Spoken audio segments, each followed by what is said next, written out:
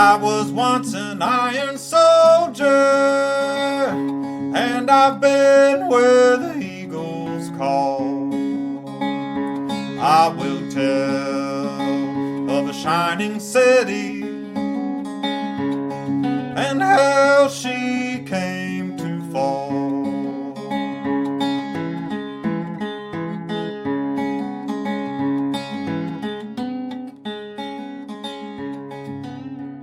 My name is Henry, and I'd like to welcome you to Fortress on a Hill. My co-hosts and I are a group of leftist American veterans who scour the news headlines looking for stories related to the military and veteran communities of the U.S. But you're not going to hear most of the typical military tropes here. Here we take those same stories and we clear out some of the cobwebs and bullshit. We ask hard questions of our leaders and demand an end to the militarism that has permeated our society. We have a military budget of $750 billion, 3 times more than China and 7 times more than Russia. While here at home, American infrastructure and domestic policy languish, especially in the era of Donald Trump. However, Big Don is only the latest in a long line of presidential warmongers and bastards. Our country has lost enough to regime change and military operations the world over, operations that, by and large, only take innocent lives, while providing no real protection from threats to our country. Afghanistan, Iraq, Syria, Yemen, Somalia, Niger, and the list goes on. It's time for a change. Thank you for being with us.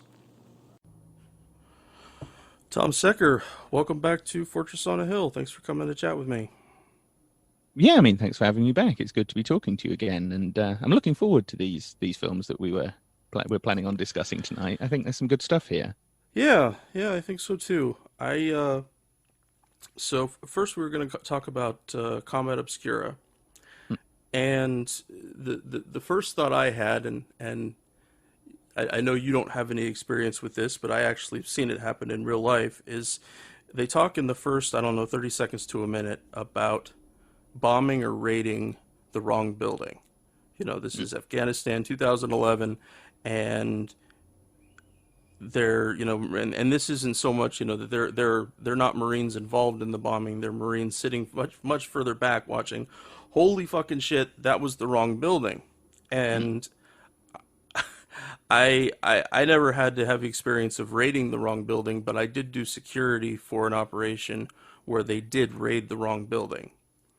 And it happens a lot more often than people believe. Part of it is that we're not as familiar with the way the architecture works there. So where one house stops and another one begins, or building stuff, sometimes in the night they look exactly the same, and they don't do enough to make sure that guys go to the right building. But yeah. No, it was pitch black. They raided the building, and then they got 2/3 to 3/4 done of going through it, and they realized it was the wrong one. It was the building next door, and so they had to go raid that building too.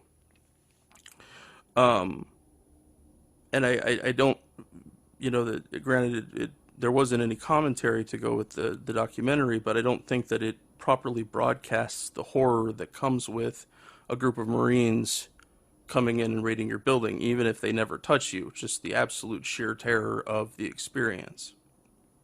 Well, and I mean, you got to think as well. This is, I know what you mean. Most people think this presumably can't happen that often, whereas it's like, well, it is a war. I mean, war is kind of confusing and chaotic at the best of times. So this stuff must, like you say, it must actually happen fairly regularly. But, and also, you hear about this with the police as well.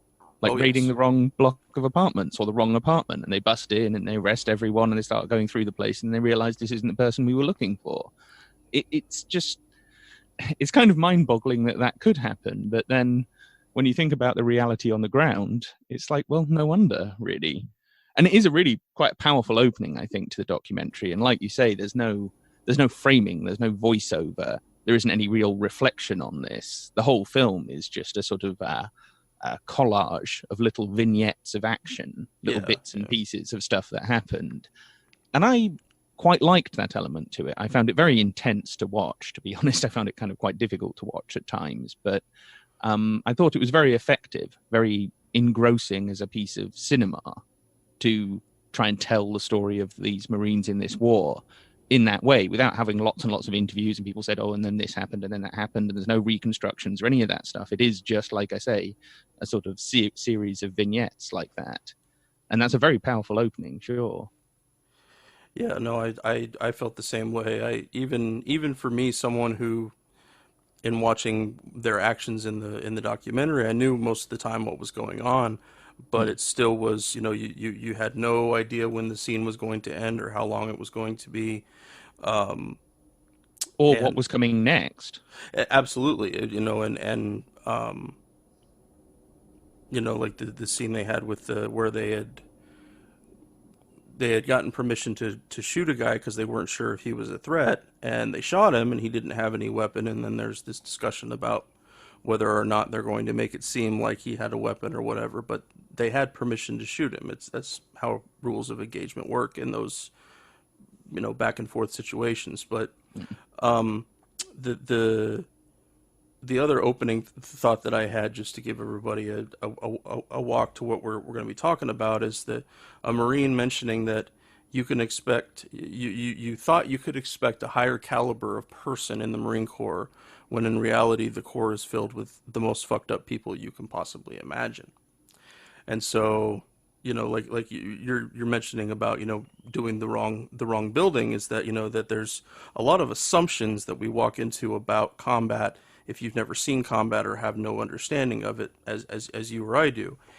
And, okay, well, oh God, we got to think that the raiding the building must only happen a little bit at the time. Well, when you start with if a higher caliber person is actually the most fucked up people you can imagine, then the reality on the ground does start to say something that people, I would hope, would get really upset about. And that was my reaction to watching it. Was I went from one moment to the next upset at the lack of professionalism, the smoking hash, which I guess I understand to a certain point. You're in fucking combat, but still not a good idea. But it moment to moment, like, oh God, what fucked up thing are they going to do now? Because I know all of it. I know the stories and the other things.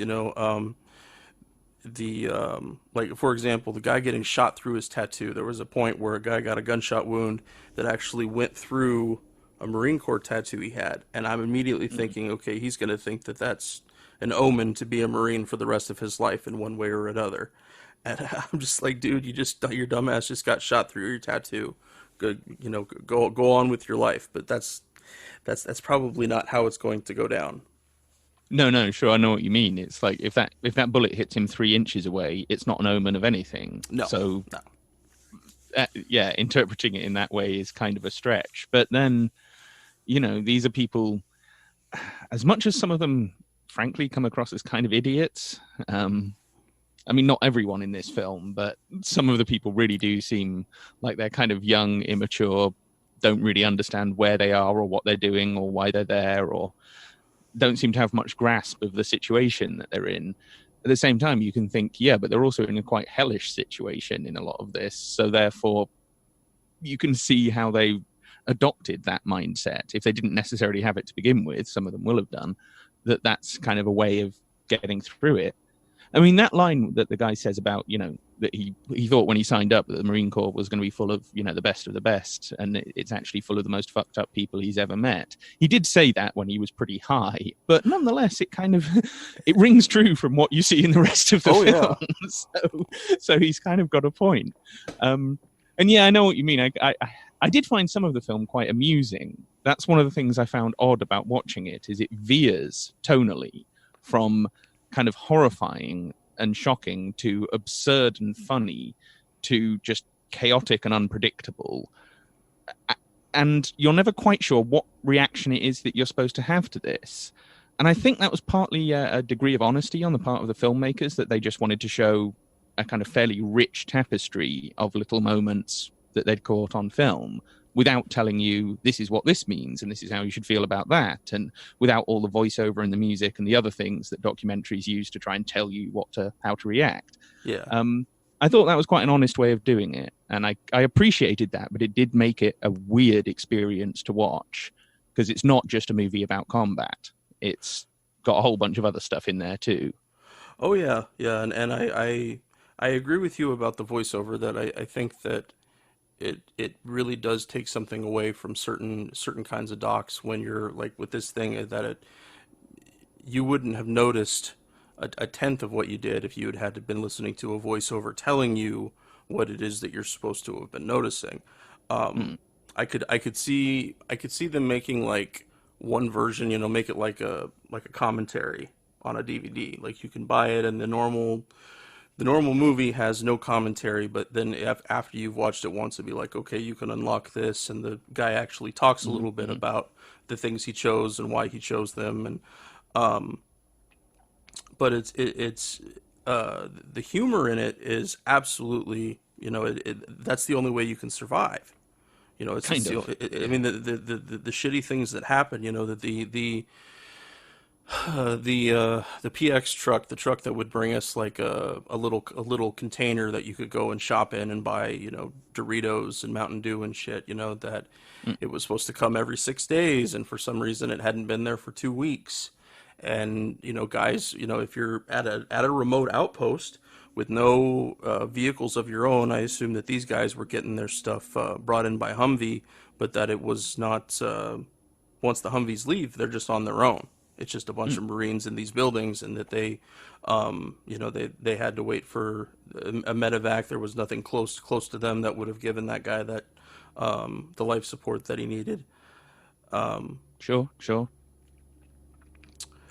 So, but And yeah, that sense of isolation actually comes through quite well in the film. That yes, it does. It really that does. they're in this sort of, very dusty rural setting, and they are just kind of, like you say, a bunch of guys in some buildings, kind of waiting for the orders to come in, waiting for equipment and food and what have you to come in, and that they're just kind of stuck there. There's presumably not an awful lot to do, which is why you see them doing, bad freestyling and stuff like that to try and keep the themselves entertained and try and actually find something to do in this very surreal experience they must have been having. And it does also, to a certain extent, I guess, explain all the dope smoking, which certainly I can understand, in the evening when you haven't got anything else to do. But some of these guys were like, when they're actually out on maneuvers and what have you. Yeah. Clearly stoned out of their tree. And you think that's not a good way to be, because if you end up in combat, your reactions are shot, your decision making is going to be screwed up. That you don't want to be like that if there's bullets flying around. You really don't. No, that is a terrifying prospect. But the amount that I was stationed with Marines when I was on my second tour, and the amount of extra work that the Marine Corps will come up with to keep these Marines occupied is dumbfounding. Most of the guys that I dealt with, they worked 18, 19-hour days, even in times where combat wasn't something they were dealing with every given moment. It was even during the quiet times. And so you had these guys that are always running on no sleep. They're just always in a state of perpetual misery. And a lot of that I saw come through in this, that there's no niceties, they don't, like there were certain places, certain camps I stayed at where we had actual beds to sleep in. These guys would see nothing like that whatsoever. A folding cot is the best that they might have. So it does. What can you do with 24 hours in a day and all these guys with lethal weaponry, and you don't want them to take it out on the local villagers? Not that some of them didn't, because we saw that too. But it's just dumbfounding how much they make these guys work, and they're already in combat. It's like combat plus 7, why do that to people? And I think that whole sense of just dragging yourselves along, trying to get to the end of the tour, is something that was really evident, which you wouldn't see in other docs at all. They would make sure that it was, no, we had a good time, Sergeant Major. We saw, we followed the rules of engagement, and we didn't smoke any hash. And we didn't kill any civilians, all that good stuff. We didn't abuse any donkeys. No abusing donkeys, yeah. I mean, that scene, for me, kind of sums up I thought that was a great little microcosm for the war on terror, is this, like you say, this strung out Marine who's clearly kind of beyond his stress point, taking it out on shouting at these kids and abusing this donkey and shouting, you know, where's the fucking Taliban? Where's the fucking Taliban? And that's such a great kind of little picture of how the war on terror has actually been prosecuted, that we don't really know who it is that we're fighting or where to find them or how, in fact, we're supposed to go about finding them. We've just stuck these people out there, mostly young men without much of a clue of what's going on in the world, and expected them to get on with it. And it's like, well, what do you expect to happen? What you'd expect to happen, if you actually stopped and thought about it, is exactly what you see in the film. That this is almost the inevitable consequences of trying to fight a war that way. Because it's not like there's a army over the hill or something. I know that's kind of a silly simplification and a bit of a cliche, but you know what I'm saying. It's not a conventional war as wars have been fought in the past. It's very much this weird postmodern warfare where the enemy could actually be that 12-year-old boy, but almost certainly isn't. And so you have these, like the sequence with the guy, the scene where he sat there and he's on the radio to the translator and he's trying to have this conversation with this young boy via a, you know, badly tuned radio with a translator at the other end, trying to figure out whether this kid is talking about a bomb being somewhere or whether the kid just wants a cigarette. Yeah. And you come away from that scene not even knowing what the answer is. No. You're like, well, did the kid walk up and start talking about a bomb? We don't really know. So it's like, no wonder these guys are sort of going half crazy out there, and no wonder, you know, for the local people, it's just fucking miserable. Yeah, sometimes it was the locals would use the 1 to 5 or 6 words of English that they would know, and if one of those words happened to be bomb, which is something that our guys would say to them a lot, because again we're looking for them, but we don't do a very good job of finding a way without words to explain what an explosion is and how that works. But I remember trying to get some villagers away from an IED that we were waiting on the EOD techs to come in to blow it in place, and we saw people, you know, that some people were curious, but most people were just doing ordinary of their own stuff way too close to the bomb. And they were probably still far enough away, but my buddy and I got out of our trucks and ran down there, and that's what we yelled at them. We went psh, and yelled bomb and stuff like that, and they knew what we were talking about, and most everybody grabbed their kids, pulled them back inside, and closed and locked the doors. But for, you know, especially like you mentioned, you know, if it's a kid and they want something, they want a Pepsi, they want some cigarettes, they want us to give up something. And there's no, you know, there's no finality to any of it. There's no, okay, well, this kid wasn't actually talking about a bomb. He was talking about this.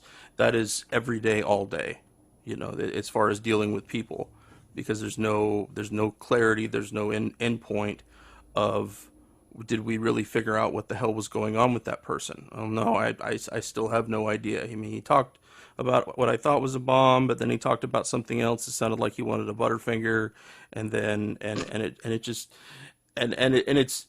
parts it's funny, you know. It's almost, it becomes to that comical point where you have to start laughing, because if you don't, you're going to start crying. Well, and I guess, I mean, a lot of the time you're getting out of those situations thinking, well, I don't know what the hell that was, and I don't know if that's going to come back to bite us in the ass later, but let's just be thankful everyone got out of there alive, and hopefully that'll be that. But like you say, you've got no real idea. No. For all you know, you could see that person the next day with a rifle in their hand or whatever, so... No, the fluidity of where people are at any given moment over there is really terrifying, and I think that if they had not specific, like, the people were terrifying, but just the lack of information. And I wish they had done a better job helping us with some kind of language and cultural skills, dealing with people over there, because we could have figured it out in a better way, but we didn't have anything like that, you know, and these poor bastards were left dealing with an interpreter over the radio, which having an interpreter right next to you under the best of circumstances is still frustrating. So at that distance with, not sure if you're understanding words right, and we have different vowel sounds for our words than they do. Who knows what you actually get done in a day? Well, let alone local dialect, accent, That all too. these other That too. factors. So Yeah. you might know the words. You might whatever the language is that they're speaking, but they're speaking it in an accent that's unfamiliar to you. So you're like, hang on, did they say this or did they say that? And the translator, that they quite often don't know. They're just doing their best with what they can try and understand. So, have you seen the film Lone Survivor? You seen Lone Survivor? I haven't actually seen that one yet. No. In any case, there's a scene in that where the SEALs are up on the hill and they've essentially kidnapped these goat herders, and they're trying to figure out whether these goat herders are whether they're dangerous or whether they're just some random goat herders. And one of the SEALs is talking into this device that he's been given, where he speaks into it in English, and then it spits out the Pashto or whatever it is translation. But it's okay. So you're trying to talk to people in a foreign language where they're listening to this box in your hand. That is, it's going to be totally unfamiliar to a bunch of rural goat herders in Afghanistan, isn't it? They're not used to walkie-talkies and phones and, listening to a conversation via a plastic box. And just the whole thing seems kind of absurd that this was the answer to it. Like you say, they didn't send you guys in with actual language and cultural training. And sooner or later they twigged, hang on, this is a problem. So what did they do? They subcontracted whoever to develop this piece of technology that doesn't work and is totally useless, even if it did work that well, because the people on the other end just aren't used to communicating like that. So the notion that that this is a war that's sort of going to be over quickly, that's actually going to be sort of prosecuted with some kind of intelligence, is just absurd. And that really, really does come across. But this is a war that how does a war like that ever actually truly end? Yeah. When you don't have people capable of gathering the necessary information from actual people on the ground that they're dealing with day to day. It's like going back to I think it was our first conversation. We were talking about the difference between a military approach to counterinsurgency and an intelligence approach to counterinsurgency, or just to warfare in general, or anything. And the lack of intelligence and the lack of intelligence being part of this process is so clear in Combat Obscura that most of the time, most of these people don't really know what they're doing, what's going to happen, what they're even trying to accomplish here. Most of them just seem to be sort of trying to get through the day. And I can't particularly blame them for that at all.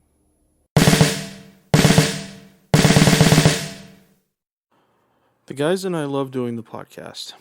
Being able to share our experiences in the military with allies and supporters means the world to us. But we can't do all the work. We need you to share an episode of ours with someone, anyone who you think might be affected by it. Maybe a young person looking to join the military, or parents advocating for one, conscientious citizens who care about the violence the U.S. wages in their name, advocates for women and people of color who understand the harsh environment that the military creates for minorities and inflicts on them around the globe, and anyone else you think it might affect. Please take a moment and share this with them. Now, our podcast is supported in a few different ways. First, there's Patreon, where we're very blessed to have an array of wonderful supporters, helping the guys and I pay for some of the podcast expenses. Those who contribute $10 a month or more will be mentioned here as an honorary producer, helping keep you, our listeners, stocked with new episodes. But you don't have to contribute $10 a month to help us. For as little as $1 a month, you can keep us going, paying for hosting and storage fees, transcribing old and new episodes, promoting and expanding the podcast, and more I probably can't think of right now. So let's bring out our honorary producers, and they are Matthew Ho, Will Ahrens, Gage Counts, Fahim Shirazee, Henry Szamota, James Higgins, James O'Barr, Adam Bellows, Eric Phillips, Paul Appell, Julie Dupris, and Matt the Virgin Slayer. Your contributions are wonderfully helpful to us. Thank you so much. However, if you'd like to contribute and Patreon isn't your style, you can contribute directly to us through PayPal at paypal.me/Fortress on a Hill. Or check out our store on Spreadshirt. the great Bill Krapinski did a really awesome job making our first shirt, which you can find at shop.spreadshirt.com/Fortress on a Hill. Make sure you check on the site there for promo codes before you order. And now, let's get back to the podcast.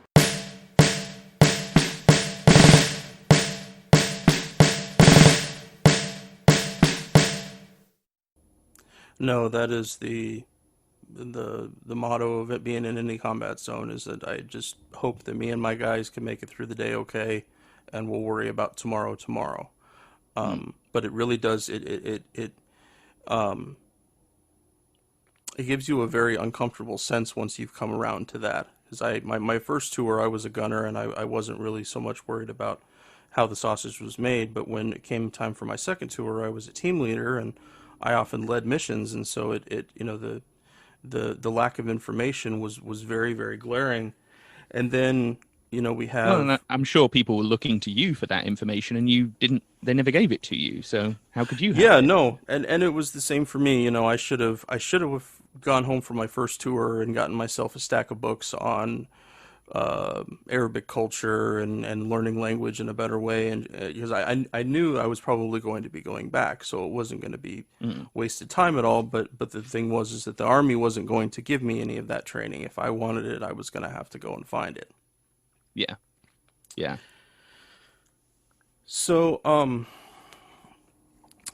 here's a question. Shoot. Because I've been discussing this film with a friend of mine recently. He only saw it very recently because I said, I'm going to be on this podcast talking about it. And one of his reactions, he's non-military, he's never been in the military, anything like that, was that parts of the film come across almost like a sort of military buddy movie. And he felt that in as much as there was any positive PR for the military and the DoD and the whole war mission and everything else, that it came in those moments that it's still, I don't know, that perhaps it almost trivialized what these people were doing. It certainly humanizes them. And I was just wondering your take on that, because obviously you've got a different perspective to me and him, because you've actually kind of lived through a lot of this. So, did you feel that at any moments that it kind of came across as a bit too much of a buddy, kind of almost a buddy comedy or something? No. For me, I was having a different experience watching it. Sure. But what I think that you and your friend are recognizing is I don't know if there's an actual name for the phenomenon, but the looking outside in at doctors and surgeons laughing about a patient, or police officers. Yeah. That they're some of it is about professionalism, but some of it is just about making it through the day. And so, but I do get the point you're making, though, that it for the uninitiated, that it really could seem like these guys just don't give a shit, that it's just not what's happening around them isn't important, and what we're really seeing is we're seeing their best efforts at trying to keep it together in whatever way that they happen to, and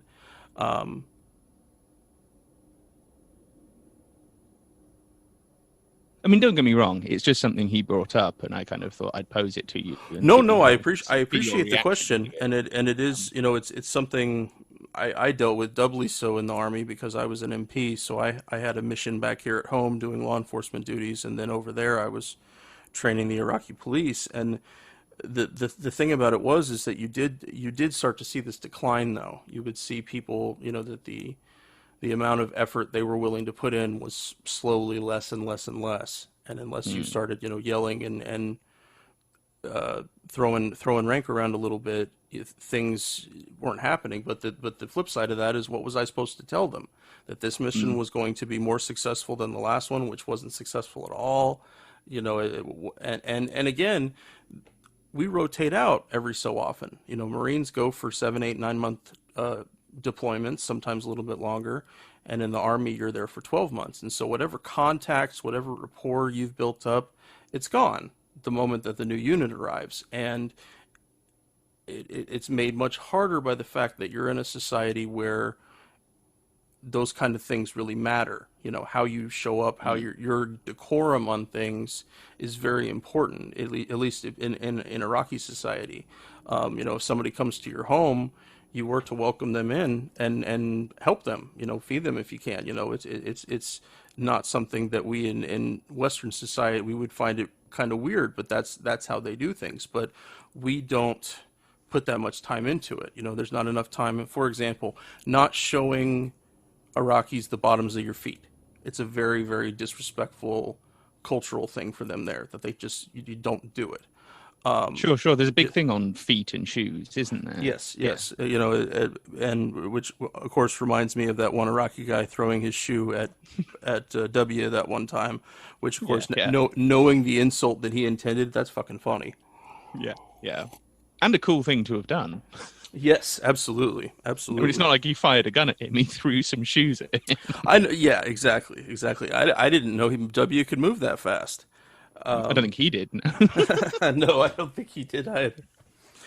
But yeah, it's hard because imagine having 30 soldiers who are all on very different wavelengths about why we're in Iraq and what we're supposed to be doing, and a lot of the conflict that we deal with over there is that. Okay, I want you guys to go out and go on this mission. Well, Sergeant, we went on that mission yesterday, and this happened, and what I'm telling you is that us going today is worthless. There's nothing we can do there. So either they find a different mission for us, or for whatever reason we don't go that way.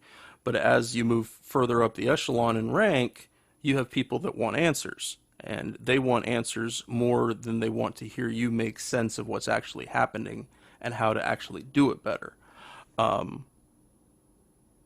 No, sure. I mean, for one thing, they want something that they can then take to their superiors and ultimately to the political leaders. When you get up that high, you're dealing with politicians, and they're the ones saying, well, what about this? Why haven't we done that? Blah, blah, blah. Yeah. And you're like, yeah, that's because you're a politician in an office, not a soldier in combat. So, yeah. So I had one last note that I wanted to mention about the show, and it was about a memorial service they were having for a fallen Marine. And the chaplain discussing how this Marine's life was worth infinitely more because he was a Marine killed in a war. That because he fought and died for his country as a United States Marine, that his soul, his essence was now worth more in some way. And it just goes to the opposite spectrum of what we're talking about, that they want guys like this to feel like they're indestructible.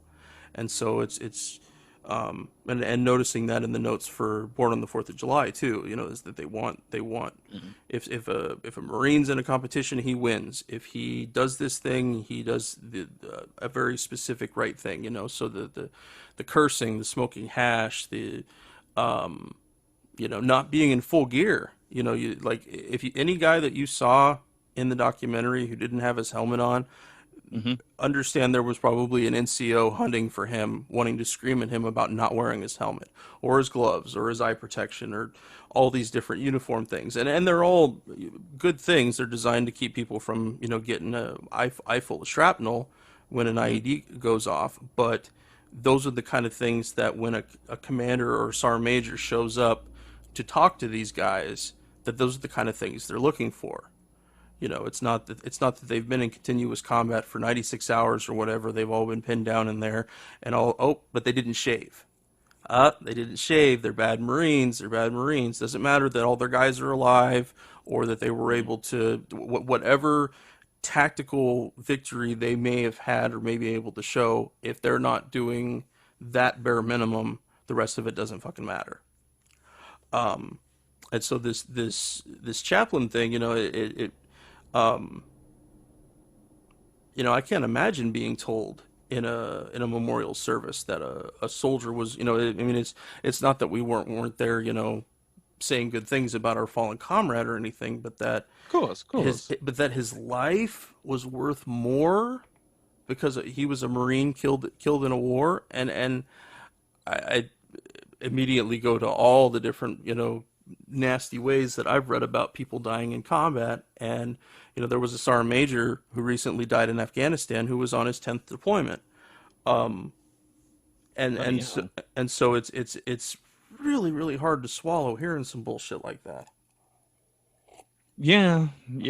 It's also, I mean, I felt at that moment in the documentary, it was almost like they weren't just saying that his life was somehow worth more, or even, like you say, his soul, but specifically his death. Yeah. That this was a kind of almost a sacrificial, ritualistic thing. Mm-hmm. Like, this is a noble rite of passage, is to die in combat. And it's like, I'm not saying there isn't something noble about, I mean, certainly there's something noble about dying in combat if you're dying to protect someone else, of course, and things like that. It's more just like almost the inherent thing, that it doesn't actually matter how he died or why he died or what the circumstances were or any of that. Simply the fact that he was a Marine who died in combat means that he gets this additional exalted status.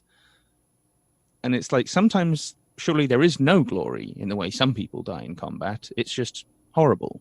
Yeah. And that's the end of it. There isn't, I mean, you can say nice things about them, you eulogize them and all the rest of it, but that doesn't make their death somehow a good thing. No. And that's what seemed to be the subtext of that moment, and what they were trying to convince these guys of. It's, if it's you who dies, we'll be saying all of this about you. Mm-hmm. It's like, but that sort of implies that they should be being somewhat even reckless towards their own deaths, or even want their own deaths. I mean, that's screwed up. Yeah. That's not a good thing to be adding to these people who are already in a very stressful situation, and some of them have kind of been pushed beyond their breaking point and are just trying to hold on until they can get home. It's not good to try and add this strange sacrificial element to it as well, because then they're just going to sort of end up in an even worse state. Yeah, I mean, that moment, I mean, it rings true, though, doesn't it? This is the sort of thing that people say. That part of it absolutely rings true. And I guess I did not being an MP, I did not have that kind of blind nobility that kind of glossed over things for us. It was no one was talking about someone being worth more because they were a soldier killed in combat. We were talking about how much they were worth, missing them as a person, enjoying their company, how hard they worked as a soldier, the circumstances around their death, whether or not that they protected people and did their job until the end. But just to, like you say, to just a checkbox that Marine died here, worth more. It's really disturbing to me. And like you said, I think that is, how they keep the machine going, for if that seems like a reasonable choice to make. I don't think that it is, but I guess I can understand it from that perspective, Well, from their perspective, I can see it. Sure. I'm just saying, for the people who are for the guys who are actually on the ground, I'm not sure that's a good thing to be throwing at them. I can understand what it is they're trying to achieve. They're trying to give them that kind of psychological boost that comes with some sense of a religious quest or a noble quest or something, that they're part of this much greater, bigger thing that is, good, and that's what's important, and that's how they're trying to keep these guys going. But I think in reality, what you're actually doing is adding to the pressure on the shoulders of these people who are already in a pretty terrible situation. Yeah. Yeah. Tom, did you have any specific notes from the DoD stuff that you wanted to throw out about this? On Combat Obscura? Yeah. No, I mean, they still haven't gone back to my FOIA request on this. Jerks. Yeah. I mean, they told me, we first discussed talking about this film maybe 6-8 weeks ago or something. Yeah. And at that point they were saying, oh yeah, we'll definitely have some stuff for you next week. And then they said, oh no, now a whole bunch of more stuff has arrived. So now we've got to review all of that before we release anything. And I was like, well, can't you just release the stuff you've already reviewed? Oh no, we've got to wait till the whole...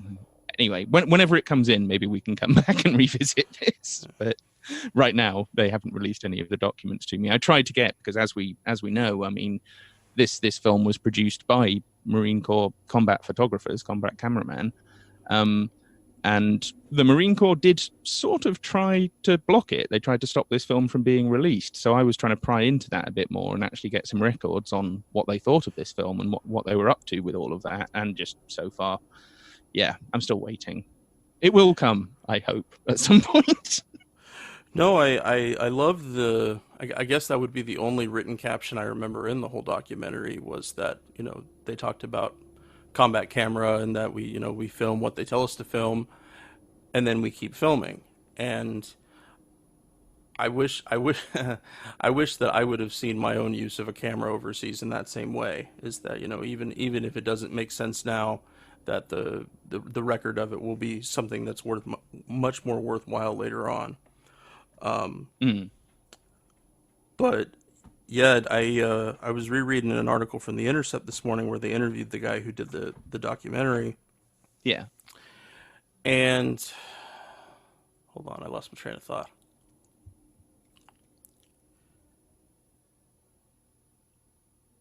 They made it seem like that because he's, you know, that combat camera guys are usually in the background, you know, that the Marines have a bigger fish to fry.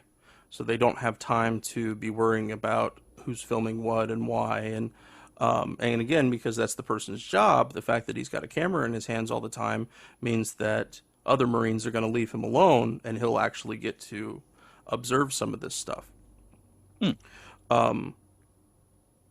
But as far as a raw portrayal of what it was like specifically for those guys in Afghanistan, I can't think of a better thing that I've seen as far as just showing that to you. Yeah, there's a lot of discomfort with watching it, but it's I don't think I've seen anything out of Afghanistan.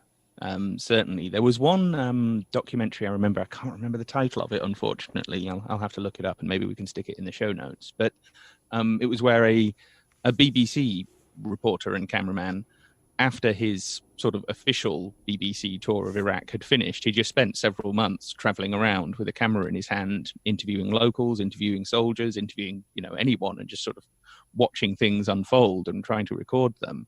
Nice. And that has a very, very similar feel to it. It's a similar kind of documentary.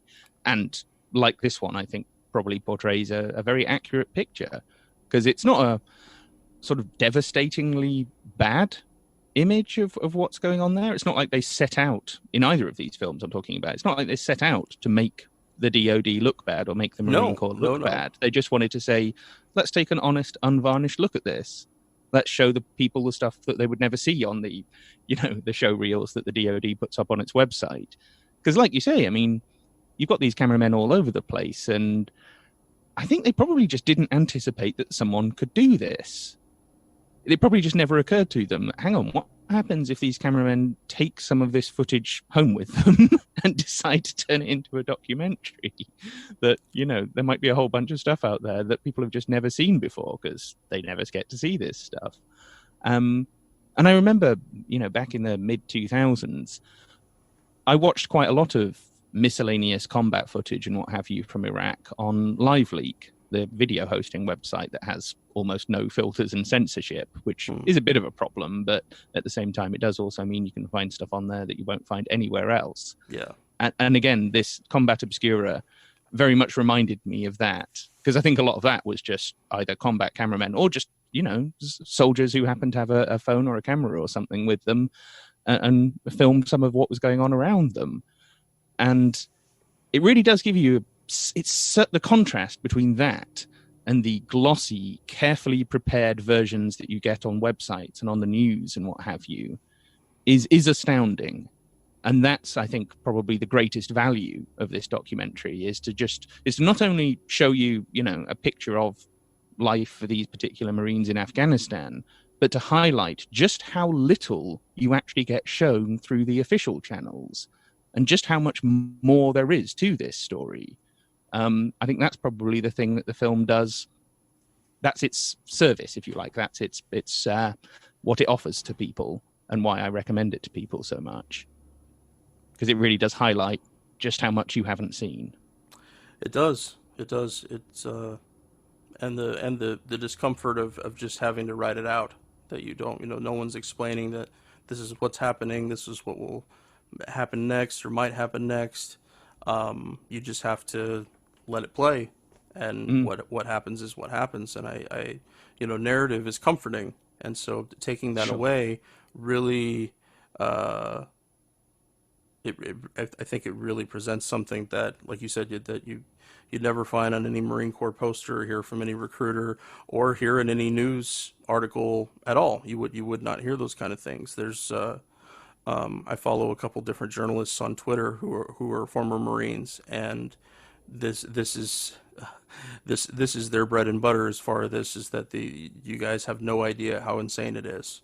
It's just but the thing for me is that when people decide that they're going to be okay with a military operation of some kind, and I don't know about, be okay with it, they don't really get much of a choice in it. But as far as reading the news and determining for themselves about it, that if you're going to send Marines someplace, this shit is going to happen. And not specifically Marines. I mean, it's young people with firearms and other shit, but you know what I mean, is that it's that there's not going to be an amount of training or such that's going to get that out of guys. You have to understand that this is what really happens.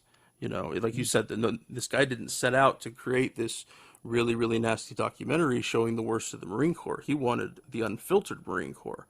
And knowing that, people need to look at that. You take that filter, and it's like, okay, so we want to send Marines to this place. Well, if we send them to this place, yes, they might be fighting and shooting and doing all these other things, but they're also going to be possibly smoking hash, possibly learning to, like you said, learning to freestyle.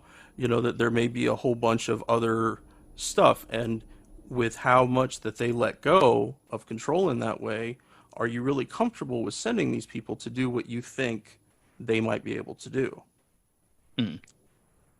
No, really poses that kind of question. And that's, I mean, honestly, I think for anyone who hasn't seen it, who's listening, you will learn more about the war in Afghanistan by watching this hour and 10-minute documentary than you will by watching a lifetime of television news.